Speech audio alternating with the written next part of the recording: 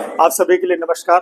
मैं हूं डॉक्टर अनिल जैन और आज फिर एक नए टॉपिक के साथ आपके बीच में उपस्थित हुआ हूं। आज हम बात करेंगे न्यायपालिका की। लोकतंत्र के चार स्तंभ होते हैं, वैसे तो तीन ही होते हैं, एक कार्यपालिका, दूसरा व्यवस्थापिका और तीसरा न्यायपालिका। व्यवस्थापिका जहां विधि निर्माण का काम करती है, वहीं कार्यपालिका विधियों को लागू करने का काम करती है और न्यायपालिका जो होती है इसका किसी भी देश में सबसे महत्वपूर्ण स्थान होता है, इसलिए क्योंकि यह न्याय कार्यों को संपादित करने का काम करती है। कहा जाता है कि कार्यपालिका और व्यवस्थापिका के अभाव में किसी राज्य की परिकल्पना की जा सकती है, लेकिन यदि किसी राज्य में न्यायपालिका नहीं है तो किसी राज्य की परिकल्पना नहीं कर सकते। क्लियर? चूंकि भारतीय संविधान में, चूंकि हमारे यहाँ यूनियन ऑफ स्टेट है, हमारे यहाँ एक लिखित संविधान है और इस लिखित संविधान की रक्षा करने की जो जिम्मेदारी है वो हमने न्यायपालिका को दी है। इस दृष्टि से भी देखा जाए तो भारत में न्यायपालिका का स्थान सर्वोच्च है। भले वो क्रम में तीसरे नंबर पर आता है, लेकिन हमारे देश की सबसे महत्वपूर्ण जिम्मेदारी यदि किसी को दी गई है तो वो न्यायपालिका को दी गई है। इसलिए क्योंकि न्यायपालिका न केवल संविधान की रक्षा करता है बल्कि नागरिकों को जो मौलिक अधिकार दिए गए हैं उनकी भी सुरक्षा करता है। तो आज हम पढ़ेंगे कि आखिर सुप्रीम कोर्ट क्या होता है, उसका संगठन क्या होता है, उसके संवैधानिक प्रावधान क्या है और इसका संवैधानिक विकास कैसे हुआ। क्लियर? चलिए बात करते हैं अपन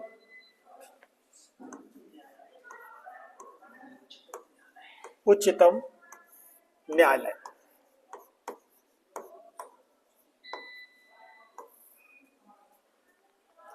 इसके अंतर्गत अपन आज हम तीन चीजें पढ़ेंगे। सबसे पहला पढ़ेंगे कि इसका संवैधानिक विकास कब से हुआ, संवैधानिक विकास पढ़ेंगे अपन। दूसरे नंबर पर पढ़ेंगे संवैधानिक प्रावधान।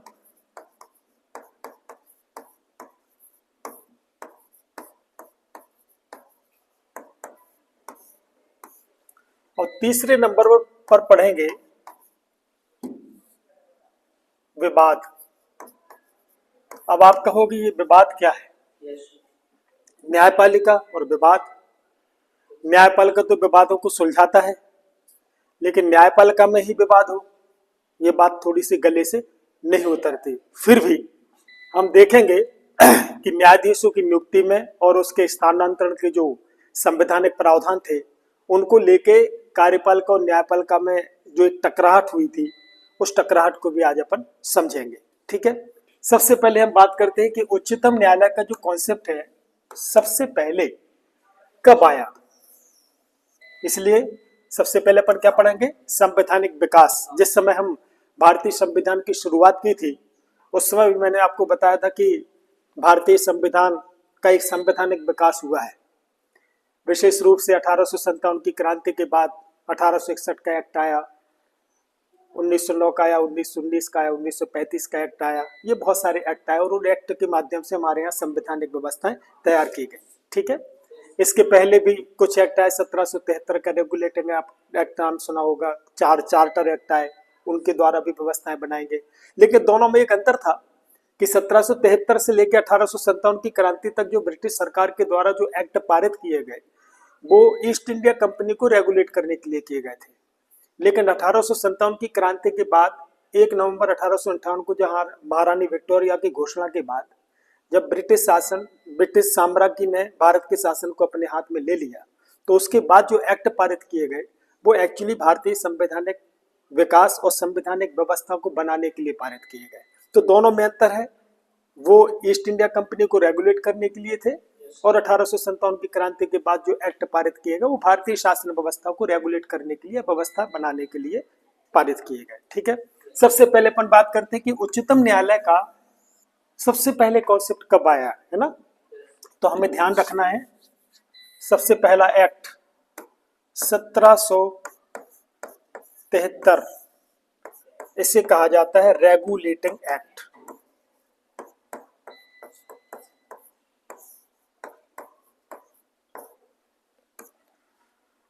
1773 में रेगुलेटिंग एक्ट अंग्रेजों ब्रिटिश संसद के द्वारा पारित किया गया था। इस एक्ट को इसलिए पारित किया गया था क्योंकि ईस्ट इंडिया कंपनी को रेगुलेट करना था। क्यों करना था, क्या वजह थी? वजह ये थी कि ईस्ट इंडिया कंपनी चूंकि भारत में व्यापार करने के लिए आई थी और व्यापार करने के साथ साथ उसने बाकी दूसरे काम करना भी शुरू कर दिए थे। प्रशासनिक काम भी शुरू कर दिए थे, राजनीतिक काम भी शुरू कर दिए थे और भी कई कानूनी व्यवस्था के काम भी, न्याय कार्यों को संपादित करने थे। तो इस प्रकार से जब उसने अपना दायरा बढ़ा दिया तो अंग्रेजों ने इसको रेगुलेट करने के लिए 1773 का रेगुलेटिंग एक्ट लेके आया। इस एक्ट की राजनीतिक व्यवस्थाओं के परिप्रेक्ष्य में तो महत्ता है ही, लेकिन उच्चतम न्यायालय की दृष्टि से इसकी सबसे ज्यादा महत्ता है। इसलिए क्योंकि इस एक्ट के द्वारा पहली बार भारत में 1774 को सुप्रीम कोर्ट की स्थापना की गई थी। सुप्रीम कोर्ट, सुप्रीम कोर्ट मतलब उच्चतम न्यायालय, उच्चतम न्यायालय की स्थापना की गई थी। ठीक है, अपन एक एक पॉइंट को अलग अलग समझेंगे, उससे समझ में आ जाएगा क्या किया गया था। सुप्रीम कोर्ट की स्थापना की गई थी। कब की गई थी? 1774। कहां पर की गई थी? कलकत्ता।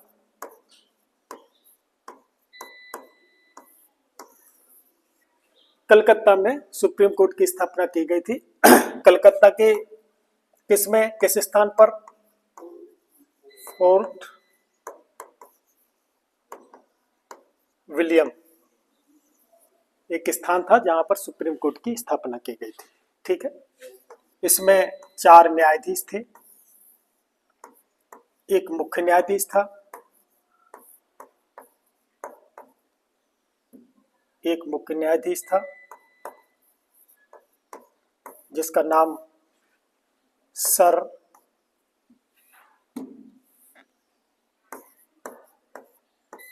एलिजाह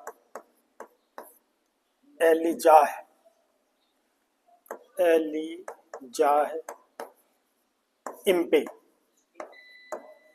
ये कई बार क्वेश्चन पूछा जाता है कि भारत में जो सबसे पहले सुप्रीम कोर्ट की स्थापना की गई थी इसका मुख्य न्यायाधीश कौन था, है ना? सर एलिजाह इम्पे इसके मुख्य न्यायाधीश थे और इसके अलावा 3 न्यायाधीश और थे। पहले का नाम था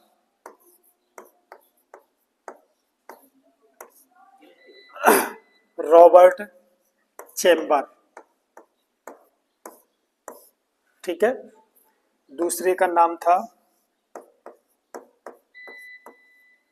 जॉन हाइड और तीसरे का नाम था स्टीफन। ठीक है, 3 न्यायाधीश थे, एक मुख्य न्यायाधीश था सर एलिजाह इम्पे। ठीक है, और इसका जो कार्य क्षेत्र था वो था बंगाल, उड़ीसा और बिहार। ये कार्य क्षेत्र था।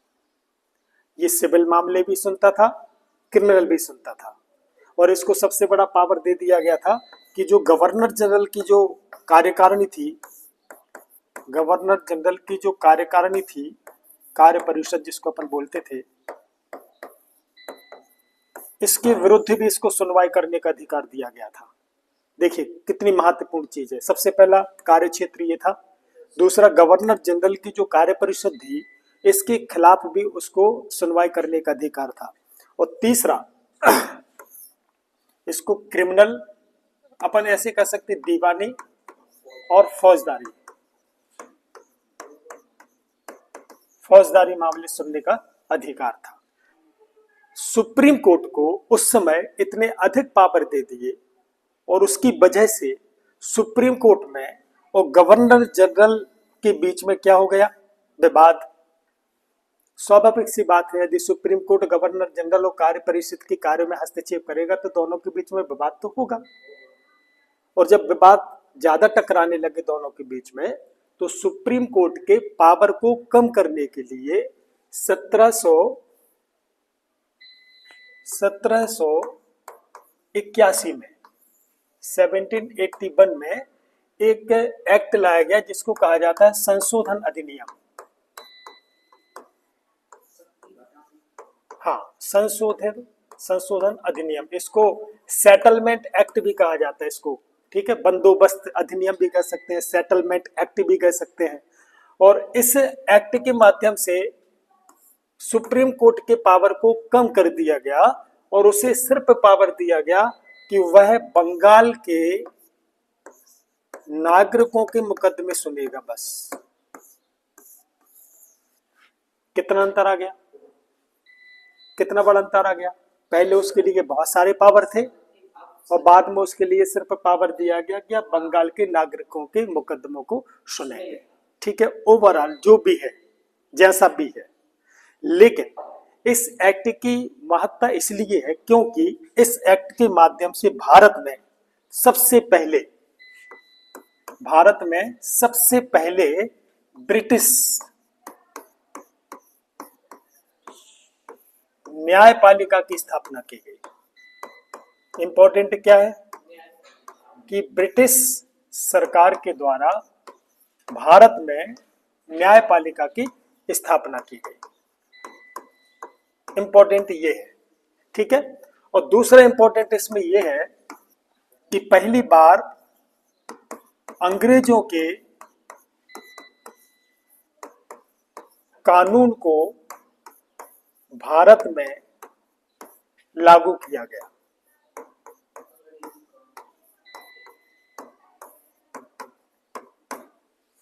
क्लियर? क्या इंपॉर्टेंट है इसमें? सबसे पहला इंपॉर्टेंट क्या है कि भारत में ब्रिटिश सरकार के द्वारा न्यायपालिका की स्थापना की गई और दूसरा अंग्रेजी कानून को भारत में लागू किया गया। ये इस एक्ट की सबसे इंपॉर्टेंट चीज है। अब प्रश्न ये उठता है कि जब 1773 में रेगुलेटिंग एक्ट के माध्यम से भारत में न्यायपालिका की स्थापना नहीं की गई थी, तो क्या इसके पहले न्याय व्यवस्था नहीं थी? उठना चाहिए ना प्रश्न, क्या यहीं से स्टार्ट होगा? थी।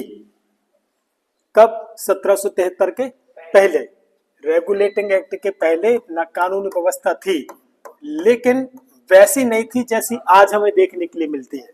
ध्यान से सुन, वैसी नहीं है जैसी आज। उस समय कानून व्यवस्था में एक रूपता नहीं थी। दूसरी, आधुनिक जो समय में अपन न्यायपालिका का जो संगठन देखते हैं वैसी व्यवस्था नहीं थी, लेकिन थी, है ना। सबसे पहली व्यवस्था क्या थी? भारतीय न्याय व्यवस्था। भारतीय न्याय व्यवस्था थी इस समय। अब लेकिन हंसोगे आप लोग जब हम बताएंगे कि भारतीय न्याय व्यवस्था कैसी थी।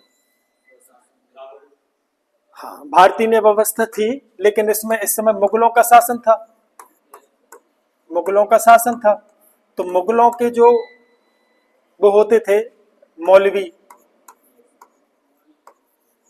काजी, है ना, इनके जो संत लोग हुआ करते थे, इनके द्वारा न्याय कार्यों को संपादित किया था। मतलब छोटे मोटे झगड़े यदि किसी प्रकार के होते थे, संपत्ति की कोई विवाद हो जाता था, तो ये सुलझाते थे।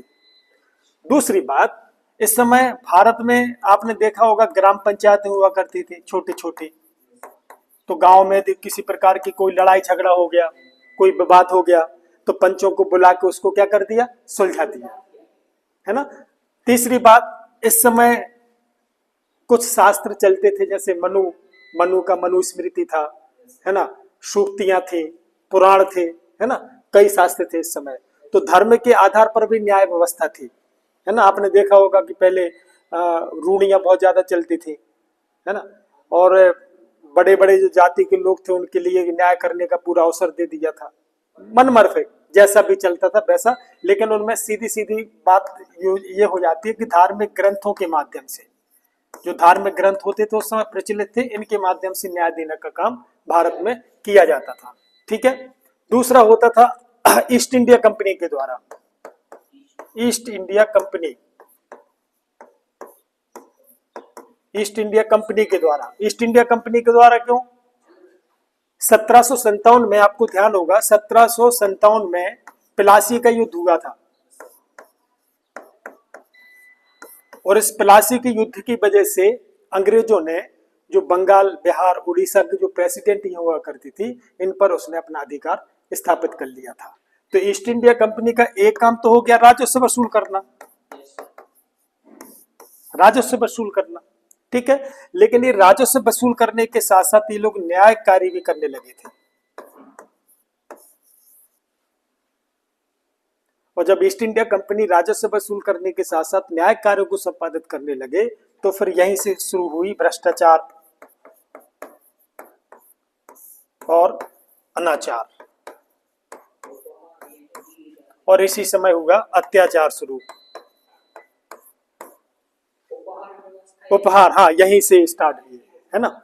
और तीसरी जो बात होती है इसमें यह समय द्वैध शासन था।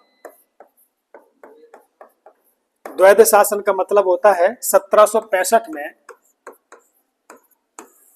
बादशाह शाह आलम, नाम सुना होगा आपने, शाह आलम द्वितीय, इसने क्या किया था कि अधिकारों को दो भागों में बांट दिया था। राजस्व का काम दे दिया किसको? कंपनी को, ठीक है। और दूसरे जो काम थे वो किसके पास थे? मुगलों के पास थे।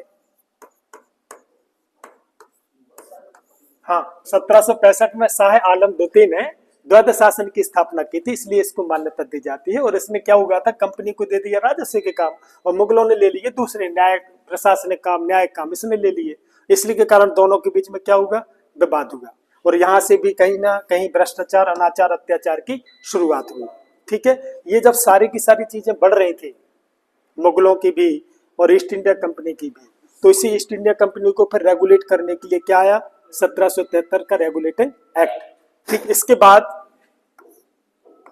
1861 और 1833, ये दोनों एक्ट इसलिए महत्वपूर्ण माने जाते हैं क्योंकि इसमें हाई कोर्ट की स्थापना की गई।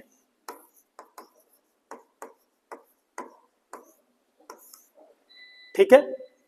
इसके बाद 1935 का अधिनियम, इसको तो आप सभी जानते हैं।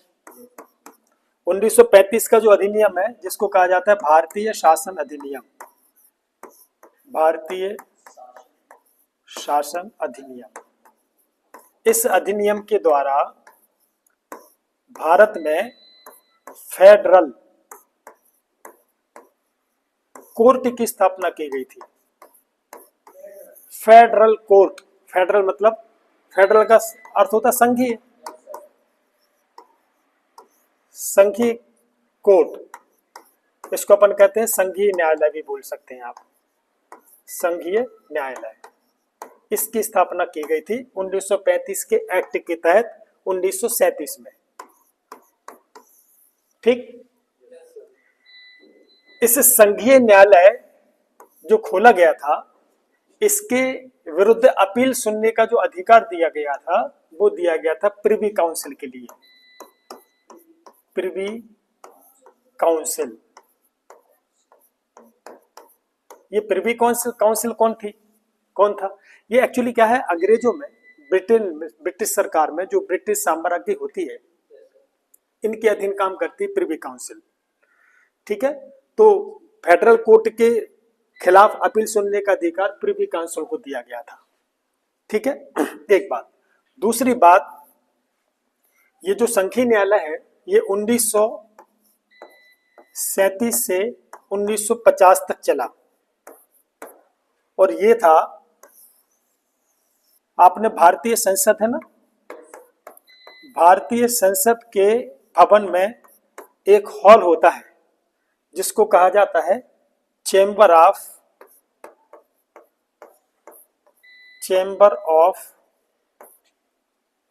प्रिंसेस, चेंबर ऑफ प्रिंसेस, मतलब अपन कह सकते हैं कि जहां प्रिंसेस बैठती थी। तो चेंबर ऑफ प्रिंसेस जो है, यहां पर संघीय कोर्ट की स्थापना 1937 में की गई थी। ठीक है, अब 1937 से लेकर 1950 तक भारत में फेडरल कोर्ट चलता था, संघीय कोर्ट चलता था। क्लियर ना? अब इसके बाद भारतीय संविधान लागू किया गया। कब किया गया? 26 जनवरी 1950 को। 26 जनवरी 1950 को भारतीय संविधान लागू किया गया और इसके 2 दिन बाद 28 जनवरी 1950 को उच्चतम न्यायालय की स्थापना की गई। उच्चतम न्यायालय की स्थापना की गई। क्लियर? इसकी स्थापना की गई व्यवस्थित रूप से 26 जनवरी 1950 के 2 दिन बाद। कब? 28 जनवरी 1950 को। अर्थात इस उच्चतम न्यायालय में किसको मिला दिया गया? किसका उत्तराधिकारी है ये? Federal court. फेडरल कोर्ट जो पहले चल रहा था, है ना, और दूसरा प्रिवी काउंसिल। प्रिवी काउंसिल इसका उत्तराधिकारी बना कौन? उच्चतम न्यायालय, जिसको वर्तमान में अपन देख सकते हैं। जो वर्तमान में जो उच्चतम न्यायालय है वो इसी की देन है, इसी का उत्तराधिकारी है। ठीक है। और 1950 से लेकर 1958 तक, 1958 तक इसका संचालन जो किया जाता था वो चैम्बर ऑफ प्रिंसेस में किया जाता था। ठीक है। 1958 के बाद इसे इसे स्थापित कर दिया गया। कहाँ? न्यू बिल्डिंग में, जो वर्तमान में सुप्रीम कोर्ट चल। ठीक है। तो 50 से लेकर 58 तक कहाँ चलता रहा? चैम्बर ऑफ प्रिंसेस में। और 58 में कहाँ आ गया? जो वर्तमान में जो नई दिल्ली में जो भवन है जहां सुप्रीम कोर्ट अभी चल रहा है, वहां पर 1958 को शिफ्ट कर दिया गया। पॉइंट अपन देखेंगे कि इसमें संवैधानिक प्रावधान क्या है। संवैधानिक प्रावधान,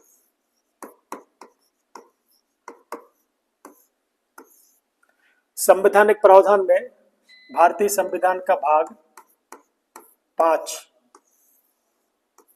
ठीक है, अनुच्छेद 124 से लेकर 147 तक,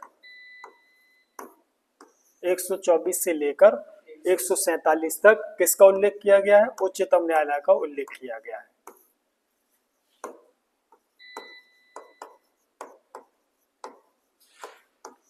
ठीक।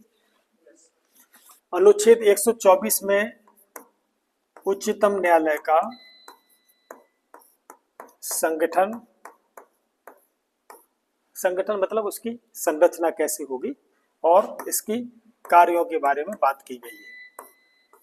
किसमें? 124 में। 124 के पहले 123 आता है, उसमें क्या है? 123 में क्या है?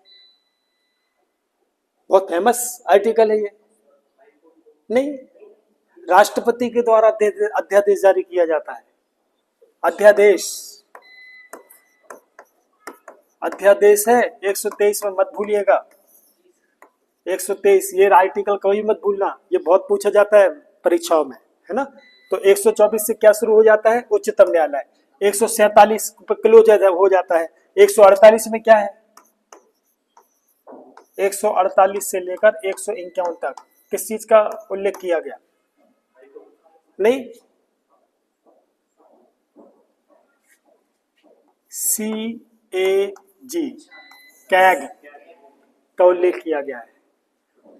इसके पहले 123, इसके बाद 148 से 151, ठीक है। और संसद कहां से कहां तक थी? 79 से 122 तक ये संसद थी। इसके बाद सीक्वेंस आ गया ना, 123 में आ गया अध्यादेश, 124 से 147 तक उच्च न्यायालय, उच्चतम न्यायालय आ गया। क्लियर ना? चलिए, 124 में क्या है? उच्च न्यायालय का संगठन एवं कार्य। 125 को छोड़ दीजिए। इसके बाद 126, ये बहुत इंपॉर्टेंट चीज है। इसमें कार्यकारी न्यायाधीश के बारे में बात की गई है। कार्यकारी न्यायाधीश की नियुक्ति।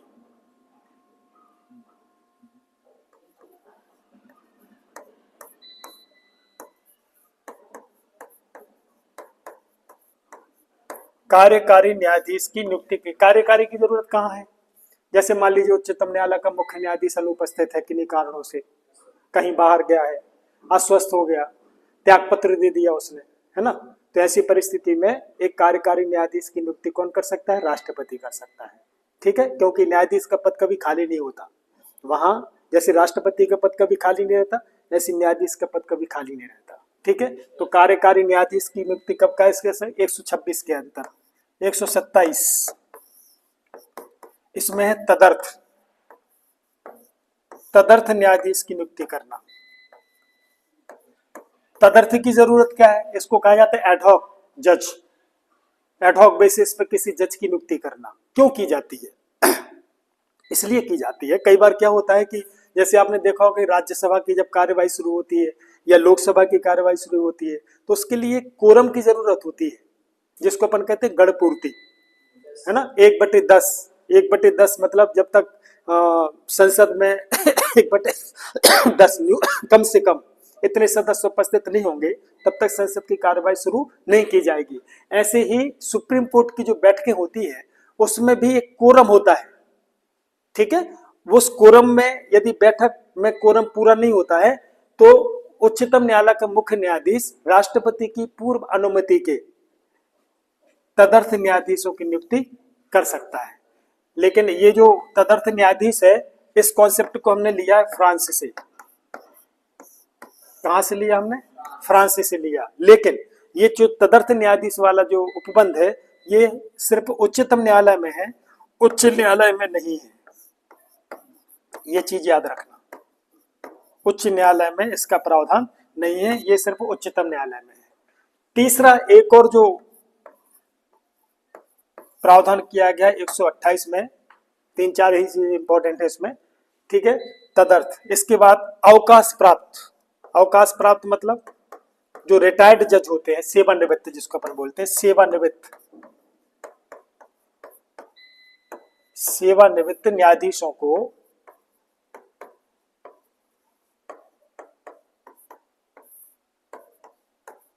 बैठकों में आमंत्रित करने का अधिकार। क्या जरूरत है सेवानिवृत्त न्यायाधीशों को बुलाने के लिए? कहते हैं कि जितनी पुरानी शराब उतना ज्यादा नशा, और जो जितना ज्यादा वरिष्ठ होगा उसमें उतना ही अनुभव ज्ञान होगा, है ना। तो न्यायपालिका हमेशा अपने वरिष्ठतम न्यायाधीश जो सेवानिवृत्त हो चुके हैं उनके अनुभव का लाभ लेती है। तो कई बार उनको बैठकों में आमंत्रित करती है, और जब वो बैठकों में आमंत्रित होते हैं तो उस समय वो न्यायाधीश की हैसियत से काम करते हैं, लेकिन न्यायाधीश नहीं कहलाते। ध्यान रखना, काम करेंगे किसका? न्यायाधीश का, लेकिन वो न्यायाधीश नहीं कहलाएंगे, और उनको उस समय जो वेतन और भत्ता मिलता है वो न्यायाधीश ही का मिलता है, लेकिन उन्हें न्यायाधीश नहीं कहा जाएगा। क्लियर ना? तो इस प्रकार से ये प्रावधान किया गया है 128 में। क्लियर यहाँ तक? तो ये हो गया संवैधानिक प्रावधान। इसके बाद जो शक्तियां और जो कार्य हैं 129 के बाद, 30 के बाद जो शुरू हो जाते हैं 143 तक, है ना, वो अपन अलग से पढ़ेंगे।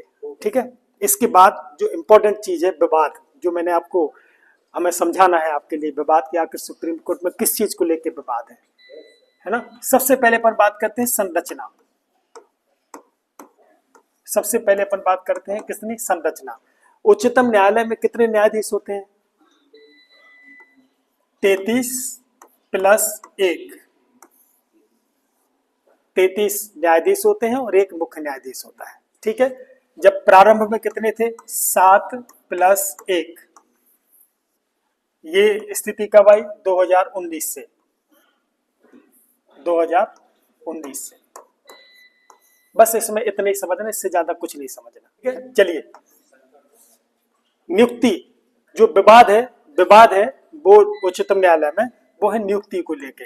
अब देखिए मुख्य मुद्दे पर अपन आ जाते हैं जो हमें आपको विशेष रूप से समझाना है। राष्ट्रपति उच्चतम न्यायालय के मुख्य न्यायाधीश की नियुक्ति करता है। क्लियर? कौन करता है? राष्ट्रपति। किसकी करता है? उच्चतम न्यायालय के मुख्य न्यायाधीश की। और मुख्य न्यायाधीश की सलाह पर वो अन्य न्यायाधीशों की नियुक्ति करता है। कौन? राष्ट्रपति। दो चीजें अलग अलग। पहला, राष्ट्रपति मुख्य न्यायाधीश की नियुक्ति करता है। दूसरा, मुख्य न्यायाधीश की सलाह पर अन्य न्यायाधीशों की नियुक्ति की जाती है, चाहे वो उच्चतम न्यायालय हो या हाई कोर्ट। क्लियर ना? क्लियर, समझ में आ गई बात? ये व्यवस्था चल रही थी 1950 से लेकर 1973 तक। कब तक चल रही थी? 1950 से 1973 तक। सामान्यतः होता यह था कि राष्ट्रपति उच्चतम न्यायालय का जो कोई वरिष्ठतम न्यायाधीश होता था, उस वरिष्ठतम न्यायाधीश के लिए मुख्य न्यायाधीश नियुक्त करता था और फिर उसकी सलाह पर वो अन्य न्यायाधीशों की नियुक्ति करता है। जैसे अपन उसमें पढ़ते हैं कार्यपालिका के बारे में कि राष्ट्रपति प्रधानमंत्री की नियुक्ति करता है और प्रधानमंत्री की सलाह पर अन्य मंत्रियों की नियुक्ति करता है। बिल्कुल सेम पैटर्न। ठीक है, कब से कब तक चलता रहा? 1950 से 1973 तक यही व्यवस्था चलती रही। अर्थात किसी वरिष्ठ व्यक्ति के लिए राष्ट्रपति मुख्य न्यायाधीश बनाता था।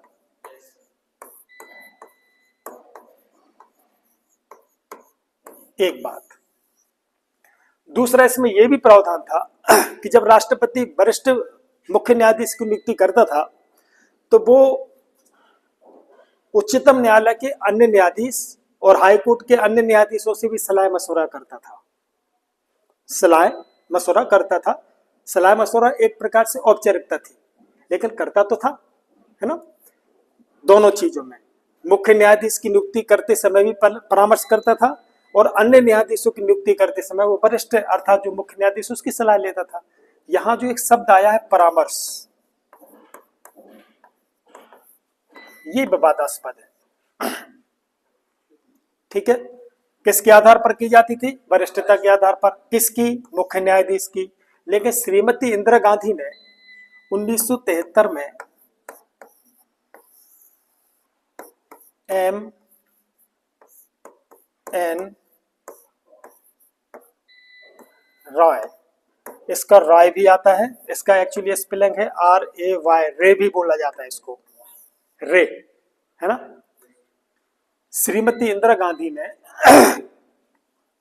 वरिष्ठता का उल्लंघन करते हुए पहली बार 1973 में MN रॉय की नियुक्ति कर दी थी। और इस समय जो 3 न्यायाधीश वरिष्ठ थे, शैलेट, हेगड़े, ग्रोवर और हेगड़े,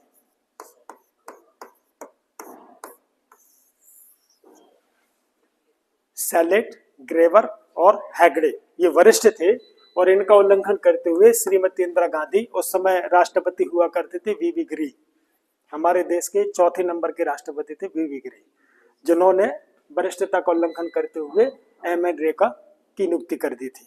ठीक है, कब कर दी थी? 73 में। और जब इनकी नियुक्ति कर दी तो इन लोगों ने क्या कर दिया? पद से त्याग पत्र दे दिया। एक घटना हुई। इसके बाद 1978 में 77 में श्रीमती इंदिरा गांधी ने फिर से इतिहास दोहराया और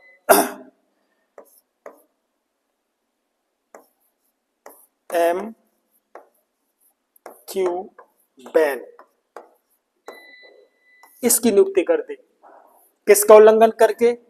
HR खन्ना, ये वरिष्ठ थे, इनकी वरिष्ठता का उल्लंघन करते हुए MQ बैन की नियुक्ति कर दी।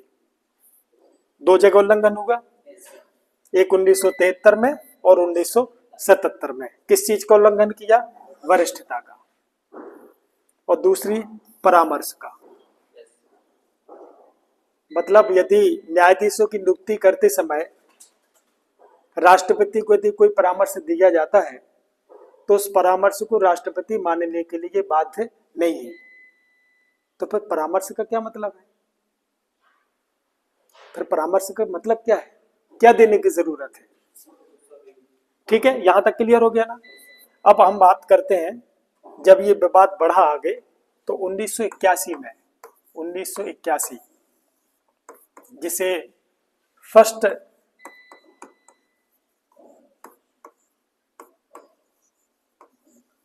जज केस कहा जाता है। ठीक है, इस फर्स्ट केस जज की सुप्रीम कोर्ट ने जब सुनवाई की तो इसमें इस परामर्श को विचारों का आदान प्रदान कहा गया। क्या कहा गया? विचारों का आदान प्रदान कहा गया कि जब राष्ट्रपति न्यायाधीशों की नियुक्ति करेगा, जब राष्ट्रपति न्यायाधीशों की नियुक्ति करेगा तो उसमें जो परामर्श लिया जाता है वो एक प्रकार से विचारों का आदान प्रदान है। और विचारों के आदान प्रदान का मतलब ये थोड़ी ना कि हम उनकी बात को मानने के लिए बाध्य हैं। क्लियर? सुप्रीम कोर्ट ने भी ये कहा कि हाँ ठीक है भाई, विचारों का आदान प्रदान है, मानो अथवा ना मानो तुम्हारी बात। लेकिन 1993 में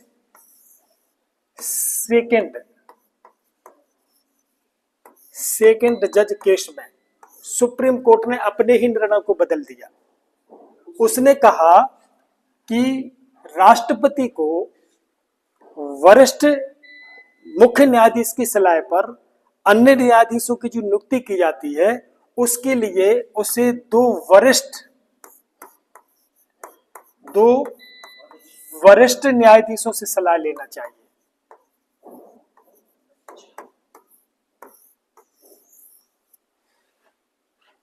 ठीक, कब कह दिया? 1993 में। पहले तो परामर्श की बात थी, अब क्या बात आ गई कि दो वरिष्ठ न्यायाधीशों के से सलाह लेना चाहिए। किसको? मुख्य न्यायाधीश को। जब राष्ट्रपति अन्य न्यायाधीशों की नियुक्ति करे तो वरिष्ठ न्यायाधीश को किससे? मुख्य न्यायाधीश को दो वरिष्ठ न्यायाधीशों से सलाह मशवरा करना चाहिए और उसके बाद फिर राष्ट्रपति को प्रपोजल देना चाहिए और राष्ट्रपति उस प्रपोजल मानना ही चाहिए। मतलब यहां परामर्श आदान प्रदान था और यहां क्या कर दिया? बाध्यता। यहां बाध्यता कर दी उन्होंने। ठीक। तीसरा 1998, इसे कहा जाता है थर्ड जज केस। इसमें यह कहा गया कि राष्ट्रपति जब अन्य न्यायाधीशों की नियुक्ति करेगा तो मुख्य न्यायाधीश की जो सलाह लेगा तो वो मुख्य न्यायाधीश सिर्फ दो वरिष्ठ न्यायाधीशों की बात नहीं, इसमें होना चाहिए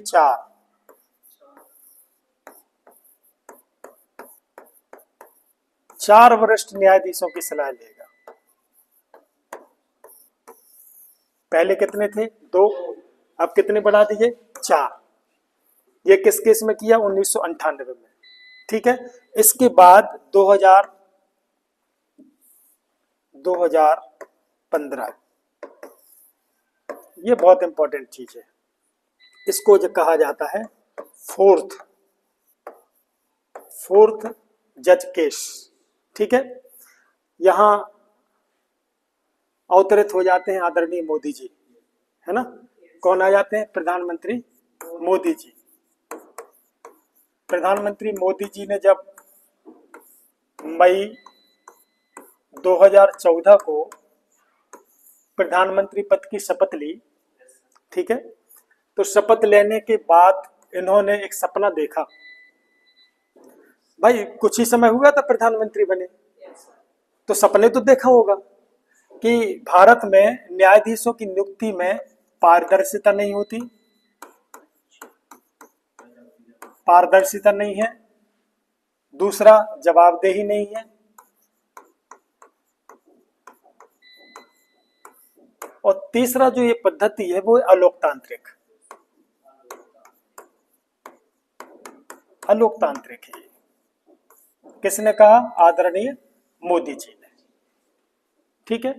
जब मोदी जी ने ये बात कही, विचार जब सामने आया कि न्यायाधीशों की नियुक्ति में जो अभी तक होती चली आ रही है उसमें पारदर्शिता नहीं होती, जवाबदेही नहीं होती और अलोकतांत्रिक होती है ना? इसमें सरकार का कोई लेना देना नहीं होता। न्यायाधीश लोग अपनी मन मर्जी से सबको, किसी को भी नियुक्त कर देते हैं, किसी का भी स्थानांतरण कर देते हैं, उनके अंदर किसी न किसी खिचड़ी पकती रहती है। मोदी जी ने कहा कि इस चीज को बदलना चाहिए। जब बदलना चाहिए तो मोदी जी क्या कहे कि संसद में एक बिल लेके आए जिसको कहा जाता है 121वां संविधान संशोधन 121वां संविधान संशोधन विधेयक। इसमें उन्होंने एक आयोग की स्थापना की जिसका नाम था राष्ट्रीय न्यायिक नियुक्ति आयोग।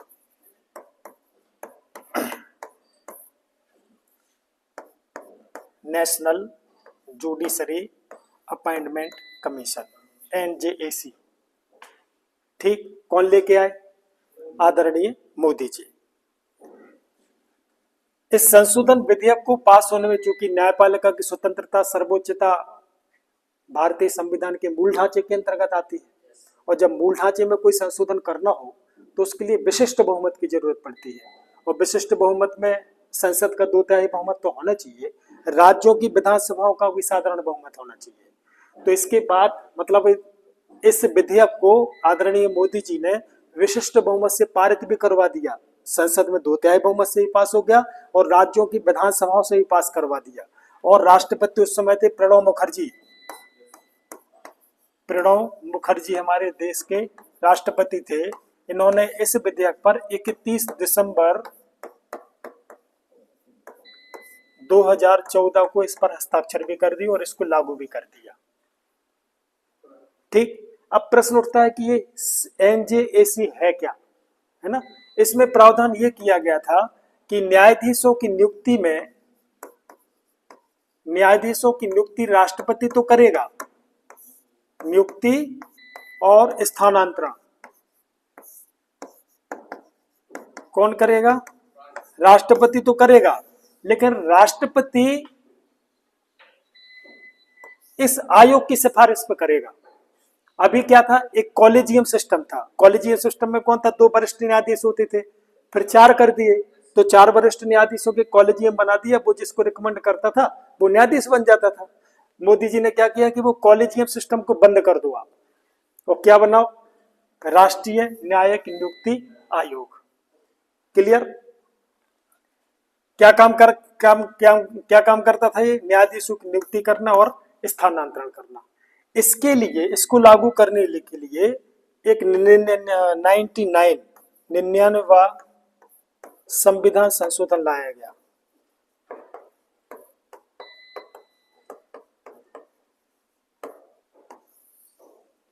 और इस संशोधन के माध्यम से इस NJAC को क्या कर दिया गया? लागू कर दिया गया। अब क्या हो गया कि कॉलेजियम सिस्टम खत्म कर दिया, और अब न्यायाधीशों को नियुक्ति और स्थानांतरण कौन करेगा? इसकी सिफारिश पर। इसमें कौन कौन होंगे? एक तो मुख्य न्यायाधीश होगा, इसमें 6 सदस्य होंगे। एक मुख्य न्यायाधीश होगा, एक दूसरा 2 वरिष्ठ न्यायाधीश होंगे,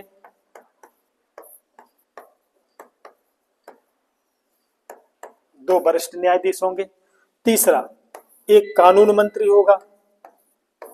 कानून मंत्री मतलब भारत सरकार का जो कानून मंत्री है वो इसका सदस्य होगा। कितने हो गए? 2 और 1 3 और 1 4, और 2 होंगे विधि विशेषज्ञ। विधि विशेषज्ञ जो बाहर से चुने जाएंगे। बता रहे, विवाद तो यही था। ठीक है, यहां तक तो ठीक है, कोई दिक्कत नहीं। यहां भी ठीक नहीं, ठीक है, यहां कानून मंत्री है, ठीक है भाई, भारत सरकार का कानून मंत्री है, लेकिन विधि विशेषज्ञ कौन होंगे? इनकी नियुक्ति, इनकी जो नियुक्ति की जाएगी या इनको जो रिकमेंड किया जाएगा, इसके लिए एक समिति बनेगी। समिति में कौन होगा? ये भी सुन लीजिए आप। इसमें होगा मुख्य न्यायाधीश,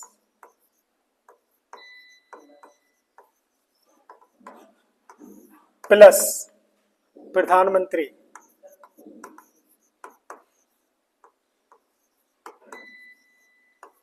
प्लस लोकसभा का विपक्ष का नेता।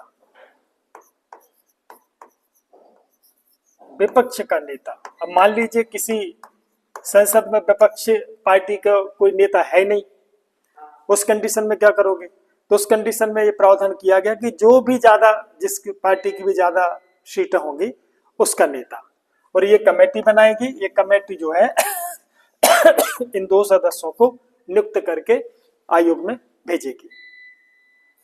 इसमें एक प्रावधान किया गया था कि इन 2 में से एक सदस्य मालूम कौन होगा?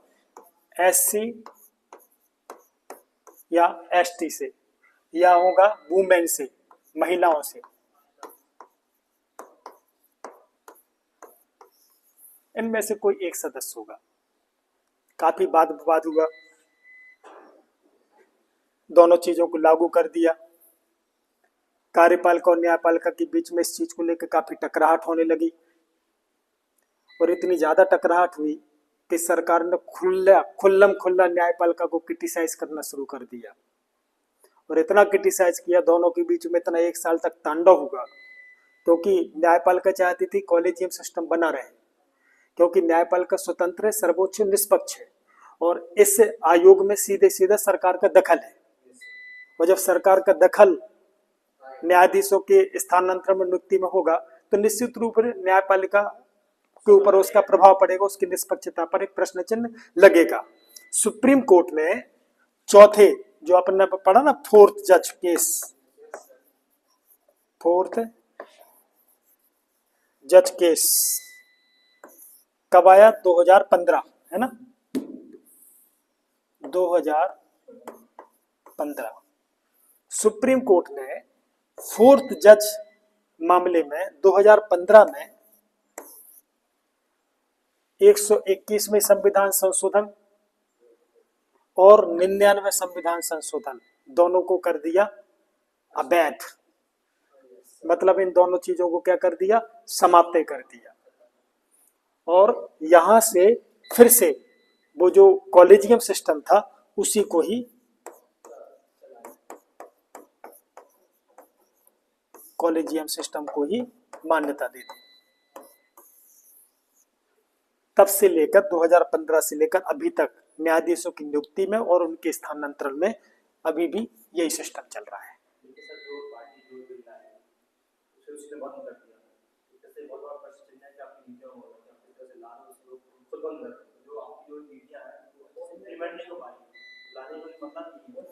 एक्चुअली क्या है कि श्रीमती इंदिरा गांधी भी उस समय चाहती थी कि संसद की सर्वोच्चता बनी रहे। जब भी किसी राजनीतिक दल को स्पष्ट बहुमत मिल जाता है, वो जब प्रधानमंत्री बन जाता है तो वो चाहता कि हमारे अकॉर्डिंग पूरे देश चले। न्यायपालिका क्या करती है? हस्तक्षेप करती है। किसके अकॉर्डिंग? कॉन्स्टिट्यूशन के अकॉर्डिंग। जब उसके माध्यम से वो हस्तक्षेप करेगी ना तो सरकार और न्यायपालिका के बीच में क्या होगी? टकराहट। तो पार्लियामेंट को यह अधिकार होता है कि वो विधियों के माध्यम से न्यायपालिका की प्रक्रिया को ही बदल सकती, संशोधन कर सकती, क्योंकि वो तो लीगल है। तो यहाँ मूल बात वही आती जो केशवानंद भारती विवाद में आया था कि उन्होंने, सुप्रीम कोर्ट ने निर्णय दिया था कि संसद को संविधान में संशोधन करने का अधिकार है, लेकिन अमूलचूल परिवर्तन करने का अधिकार नहीं है। उन्होंने कहा था कि संवैधानिक ढांचे, जो स्ट्रक्चर है आपका, मूल ढांचा जो है वो प्रभावित नहीं होना चाहिए। और ये सीधा सीधा क्या कर रहे हैं? मूल ढांचे को प्रभावित कर रहे हैं। समझ में आया ना? तो इंदिरा गांधी ने अपनी पावर का उपयोग किया था। 2 वरिष्ठ न्यायाधीशों को उल्लंघन करके उन्होंने अपने हिसाब से जिनको बनाना था उनको बना दिया। मोदी जी आए, मोदी जी भी उसी दिशा में चल रहे थे, लेकिन सुप्रीम कोर्ट काफी सख्त था, तो उसने फोर्थ जजेस केस में इन दोनों 121वां संविधान संशोधन और 99वां संविधान संशोधन को क्या कर दिया? अवैध कर दिया। और अवैध करने के बाद 2015 से अभी भी ये कॉलेजियम सिस्टम चल रहा है। बहुत बहुत धन्यवाद।